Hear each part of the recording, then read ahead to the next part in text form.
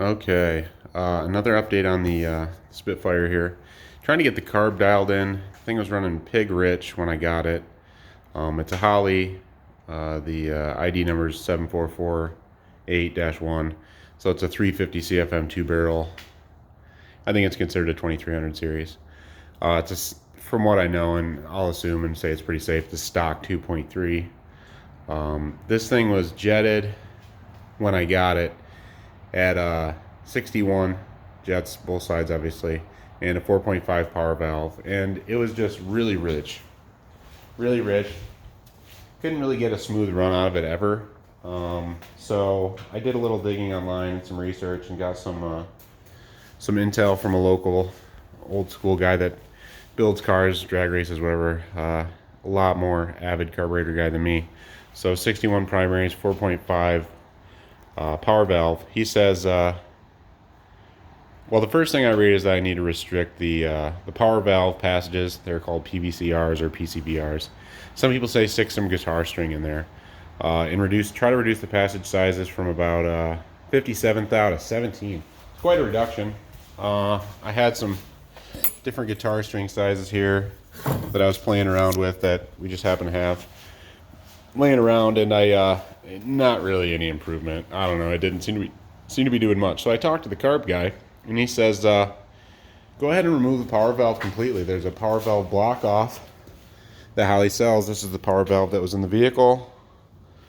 For those of you who don't know where it's located in the carburetor, there's plenty of videos to show you. So they have this. Here's the part. It's a Holley power valve plug, 23-36. It's pretty universal. He said, try that first. Don't rejet it. Block off the power valve, because when that thing hits, you're getting 8 times the fuel you're normally getting, and whatever. Maybe that's part of your issue. So I did that, and I think there was some improvement. But I still had a feeling I needed to jet it down. I mean, there would be a mist cloud coming up out of this carburetor of fuel when I would hold it wide open, and rev it up. And the air filter was saturated with fuel. It was obviously running really rich, and I've heard there's vibration issues from these engines, and having solid motor mounts doesn't help, so maybe there's other issues as well. But I just jetted it down from 61 to 54, and there's some definite improvement. I mean, I'll start it up. You can hear it. It still isn't perfect, but it'll go without just flooding itself.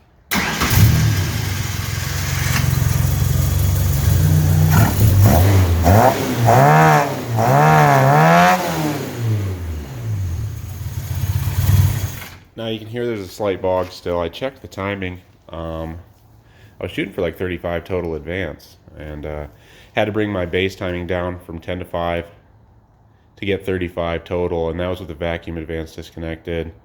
I hooked it back up. It's like 50 degrees total advance. It might be 45 now when it's backed off to 5 degrees base timing. I don't know if I can get much better than this. I think I can continue to jet it down.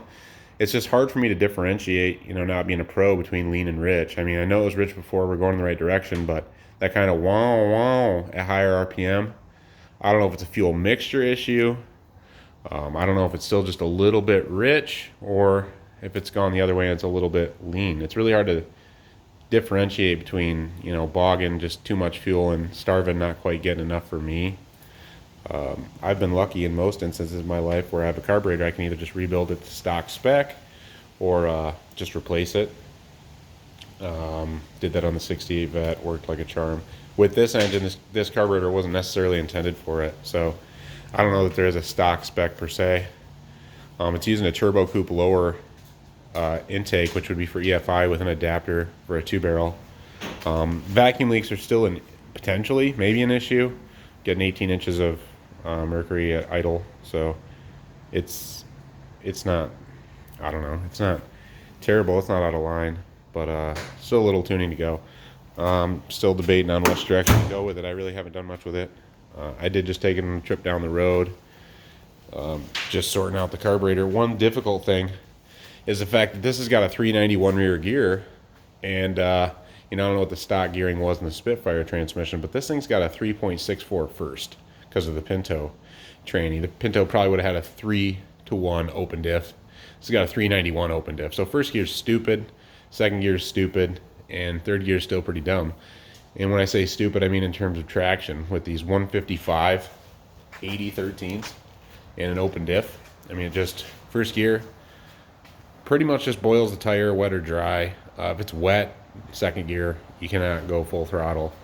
Third gear on wet, you'll spin going into third, and then you might grab, maybe on dry it'll grab third. And so the speedometer's off just a little bit. It's got an auto meter speedometer. I have no idea what has been done to make this work. It's electronic. It's a fully electronic unit.